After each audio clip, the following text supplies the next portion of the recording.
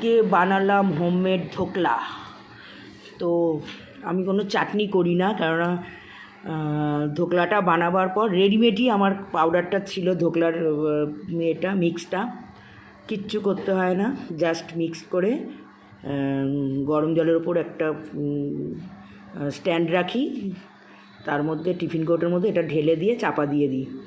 তারপরে তেলের মধ্যে সর্ষে, কারি পাতা, কাঁচা লঙ্কা ফোড়ন দিয়ে একটু জল দিয়ে চিনি দিই, তারপরে লেবুর রস দিয়ে এটা ছড়িয়ে দিই, দিয়ে তারপরে এই নারকোলটা দিয়ে দিলে আর কিচ্ছু কোনো সস লাগে না,